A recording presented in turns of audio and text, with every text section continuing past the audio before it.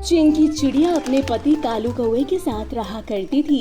दोनों पति पत्नी एक दूसरे से बहुत प्यार किया करते थे। कालू एक अच्छी कंपनी में जॉब किया करता था। दोनों का जीवन हंसी खुशी चल रहा होता है। ऐसे ही एक शाम कालू ऑफिस से घर आता है। तभी चिंकी उसके लिए पानी लेकर जाती है। कालू को देखकर चिंकी को ऐसा लगता है जैसे कालू का मूड बहुत अपसेट है। चिंकी उससे बोलती है, अरे कालू, क्या हुआ? तुम्हें देखकर ऐसा लग रहा है आज तुम बहुत थके हो या फिर कुछ ऐसा हुआ है जिसके कारण तुम्हारा मूड खराब है? हाँ चिंकी, मेरा मूड बहुत ज्यादा खराब है क्योंकि मुझे जॉब से निकाल दिया गया है। और तुम्हें तो मालूम है ना, आजकल की नौकरी इतनी जल्दी नहीं मिलती। फिर भी मैं कोशिश करूंगा कि मुझे कोई नौकरी मिल जाए जल्दी से जल्दी, वरना घर की कंडीशन बहुत ज्यादा खराब हो जाएगी। रिलैक्स कालू, तुम्हें चिंता करने की कोई जरूरत नहीं। हम कुछ दिन मैनेज कर लेंगे और तुम आराम से काम देखो, ज्यादा प्रेशर मत लो, सब ठीक हो जाएगा। ऐसे ही कुछ समय बीत जाता है। कालू यहाँ वहाँ जॉब की तलाश में भटक रहा होता है, लेकिन कालू को कोई नौकरी नहीं मिलती। ऐसे ही एक दिन कालू घर पर बैठा होता है। तभी चिंकी उसके पास आकर उससे बोलती है, कालू, मैं तुम्हें एक गुड न्यूज देना चाहती हूँ। चिंकी, ऐसे बुरे वक्त में तुम मुझसे क्या गुड न्यूज देना चाहती हो यार? कालू, मैं प्रेग्नेंट हूँ और ये गुड न्यूज तुम पापा बनने वाले हो कालू। अच्छा, क्या हुआ कालू, तुम खुश नहीं हो क्या? देखो, मैं जानती हूँ अभी जो सिचुएशन चल रही है उसकी वजह से तुम बहुत परेशान हो, लेकिन परेशान होने से क्या प्रॉब्लम, तुम्हें सॉल्यूशन उसका मिल जाएगा क्या? कालू को चिंकी की बात सुनकर गुस्सा आता है और वो चिंकी पर गुस्सा करते हुए बोलता है, देख, मुझे फालतू के लेक्चर मत दे, समझी? एक तो मेरी जॉब नहीं, ऊपर से तू प्रेग्नेंट हो गई। सर पर बोझ कम था जो तेरा ये दूसरा बोझ आने वाला है। अपने पति कालू के मुंह से ऐसे शब्द सुनकर चिंकी को बहुत बुरा लगता है। बेचारी रोते हुए अपने कमरे में चली जाती है। कालू भी घर से बाहर चला जाता है। ऐसे ही रात हो जाती है और चिंकी कालू का इंतजार करने लगती है, लेकिन कालू घर नहीं आता। देखते ही देखते रात के 2 बज जाते हैं। कालू नशे की हालत में घर आता है। कालू को ऐसे नशे में देखकर चिंकी उससे बोलती है, कालू, ये सब क्या है? तुम दारू पी कर आए हो? तुम्हें तो पता है ना कि ये सारी चीजें सेहत के लिए कितनी बुरी है और तुम खुद इन चीजों के खिलाफ थे, लेकिन आज ये सारी चीजें करने की क्या जरूरत पड़ गई? मानती हूँ कि अभी तुम थोड़ा डिप्रेशन में हो जॉब की वजह से और घर में जो प्रॉब्लम चल रही है उसकी वजह से, लेकिन मैं भी तुम्हारे साथ तो हूँ ना। मुझे भी चिंता सताती है कि तुम्हें नौकरी कब मिलेगी। अब हमारा जो बच्चा आने वाला है उसका क्या फ्यूचर होगा? लेकिन मैंने तो कभी ऐसा काम नहीं किया ना कालू, फिर तुमने क्यों किया ये सब कालू? बदतमीज औरत, अपने पति से जुबान चलाती है, तेरी जुबान अभी ठीक करता हूँ। कालू नशे में चिंकी को बहुत बुरी तरह से मारने लगता है। अब ऐसे ही समय बीतता जाता है। कालू दिन रात नशे में चूर रहता है। धीरे धीरे नशे में रहना अब कालू की आदत बन जाती है। कालू घर की जिम्मेदारियों को पीछे छोड़कर दिन भर नशे में ही डूबा रहता था। इन सारी चीजों से चिंकी बहुत ज्यादा परेशान हो जाती है। धीरे धीरे चिंकी की डिलीवरी का समय नजदीक आता है और एक रात चिंकी को लेबर पेन उठता है। आसपास के लोग चिंकी को हॉस्पिटल में एडमिट कराते हैं, जहां चिंकी एक नन्ही सी चिड़िया को जन्म देती है। कुछ दिनों बाद चिंकी हॉस्पिटल से घर आती है, लेकिन कालू की कोई खोज खबर नहीं होती। वो तो अपने नशे में ही मस्त होता है। ऐसे ही एक दिन चिंकी खुद से बोलती है, भगवान, ऐसा लग रहा है जैसे अब मुझे ही नौकरी ढूंढनी पड़ेगी, क्योंकि कालू से बोलने का तो मतलब ईंट सर पर मारना। मुझे अपने लिए और अपनी बेटी के लिए कुछ करना ही होगा। चिंकी का पति शराबियों की तरह सारा दिन नशे में यहाँ वहाँ घूमा करता और चिंकी घर चलाने के लिए छोटी सी दुकान पर छोटा मोटा काम करने लगती है। दुकान से जो 2-4 पैसे मिलते हैं उससे वो अपना घर चलाया करती। ऐसे ही एक दिन चिंकी कुछ पैसे लेकर घर वापस आती है। कालू की नजर जब चिंकी के पैसों पर जाती है तो वो उसके हाथ से सारे पैसे छीन लेता है और उससे बोलता है, ये सारे पैसे मेरे हैं और तू जितना भी कमाएगी वो सब मुझे लाकर देगी, समझी? क्यों? खुद कमाने की औकात नहीं है क्या जो तुम्हें अब मेरे सहारे की जरूरत पड़ रही है? चिंकी के मुंह से ऐसे शब्द सुनकर कालू को बहुत गुस्सा आता है। वो पास में रखा डंडा उठाता है और उस डंडे से चिंकी को बहुत बुरी तरह से मारने लगता है। इतना मारता है कि चिंकी के सर पर गहरी चोट लगने के कारण चिंकी की मौत हो जाती है।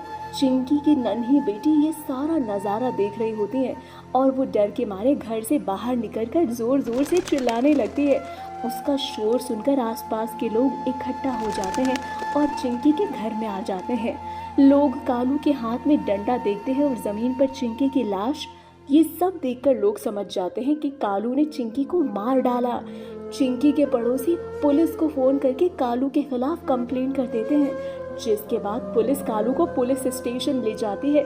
सलाखों के पीछे जाने के बाद कालू को अपनी गलती का एहसास होता है, लेकिन अब पछताने से क्या होगा जब चिड़िया छुप गई खेत। चिंकी की नन्ही बेटी को उसके पड़ोसी पालने लगते हैं। सुंदरबन जंगल में कड़कनाथ सेठ की पत्नी सुंदरी कौई जब भी किसी पक्षी को जन्म देती थी तो वो पक्षी मरा हुआ पैदा होता था। एक दिन सुंदरी कौई ने एक सुंदर सी चिड़िया को जन्म दिया। वो चिड़िया अपाहिज थी। जब ये बात कड़कनाथ सेठ को पता चलती है तो कड़कनाथ सेठ अपने सिपाहियों से कहता है, सिपाहियों, इससे पहले कि सुंदरी कौई को होश आए, उससे पहले इस अपाहिज चिड़िया को जंगल के पास वाली नदी में बहा आओ, और ये बात सुंदरी को बिल्कुल पता नहीं चलनी चाहिए। कड़कनाथ सेठ के कहने पर सिपाही चिड़िया को जंगल के पास वाली नदी में बहा देते हैं। उस नदी के बीचों बीच एक बंटी नाम का कबूतर जंगल के सभी पक्षियों के कपड़े धोता है। बंटी कबूतर नन्ही चिड़िया को जब नदी की लहरों में बहता हुआ देखता है तो कहता है, अरे ये नन्ही चिड़िया कौन है? किस बेरहम ने इस चिड़िया को नदी में बहा दिया? जब पाल नहीं सकते तो पैदा क्यों करते हो? बंटी कबूतर उस नन्ही चिड़िया को अपने घर ले जाता है। नन्ही चिड़िया को बंटी के हाथों में देखकर बबली कबूतरी कहती है, बंटी जी, ये किसका बच्चा आप घर में उठा लाए? पता नहीं बबली, ये किसकी चिड़िया है? ये नदी के किनारे मुझको मिली है और आसपास भी मुझको कोई नजर नहीं आ रहा था, इसीलिए मैं इसको घर ले आया। इतनी प्यारी बच्ची है, न जाने कौन इसे इस तरह छोड़ गया होगा, पर मुझे ऐसा क्यों लग रहा है ये बच्ची अपाहिज है, इसके पैर किसी काम के नहीं है। बबली, हमारी कोई संतान नहीं है, क्यों ना हम इस बच्ची को भगवान का आशीर्वाद समझकर स्वीकार कर ले। उसके बाद बबली कबूतरी नन्ही चिड़िया के पैरों में मालिश करती है। बंटी कबूतर और बबली कबूतरी दोनों मिलकर चिड़िया का नाम टुनटुनी रखते हैं। धीरे धीरे कुछ समय बाद टुनटुनी के तो दोनों पैर ठीक हो जाते हैं। अब टुनटुनी भी बड़ी हो जाती है, उनकी बच्ची के पैर बिल्कुल ठीक हो जाते हैं। ये देखकर बंटी कबूतर और बबली कबूतर भी बड़े खुश होते हैं। एक दिन टुनटुनी चिड़िया जंगल की सैर करके अपने घर वापस आ रही होती है, तभी जोरों की आंधी तूफान आने लगता है। टुनटुनी रास्ते में देखती है कि कड़कनाथ सेठ नदी के किनारे जख्मी पड़ा होता है। अरे ये कौन है जो इतनी आंधी तूफान पर यहाँ जख्मी पड़ा है? ये तो जंगल के कड़कनाथ सेठ हैं। मुझको इनको जल्द से जल्द हॉस्पिटल लेकर जाना होगा। टुनटुनी जैसे तैसे करके भरे तूफान में कड़कनाथ सेठ को अस्पताल लेकर जाती है। वहाँ पर डॉक्टर रिंकी कोयल कड़कनाथ सेठ का इलाज करती है और कुछ देर बाद जब कड़कनाथ सेठ को होश आता है तब टुनटुनी कहती है, डॉक्टर कोयल, अब कड़कनाथ सेठ जी ठीक तो है ना? क्या मैं इनको घर ले जा सकती हूँ? हाँ जी, आप इनको घर ले जा सकती हैं। ये सब देखकर कड़कनाथ खुश होता है और टुनटुनी का शुक्रिया अदा करता है और अपने माता पिता के साथ टुनटुनी को अपने घर भोजन के लिए बुलाता है। टुनटुनी, तुमने मेरी जान बचाई, इसके लिए बहुत बहुत शुक्रिया। इस खुशी में मैं तुम्हारे माता पिता के साथ आज अपने घर पर भोजन के लिए इनवाइट करता हूँ तुम्हें। मेरे घर पर जरूर आना। ठीक है कड़कनाथ सेठ, मैं अपने माता पिता के साथ आपके घर पर भोजन के लिए जरूर आऊंगी। शाम को टुनटुनी चिड़िया अपने माता पिता के साथ कड़कनाथ सेठ के घर पर जाती है। आओ बंटी, आओ, काफी समय बाद मैंने तुम्हें यहाँ पर देखा। आज सुबह तुम्हारी बेटी ने मेरी जान बचाई। ये बहुत ही होनहार बच्ची है और जहाँ तक मुझे याद है तुम्हारी तो कोई संतान नहीं थी ना? सेठ, टुनटुनी हमारे लिए ईश्वर की देन है।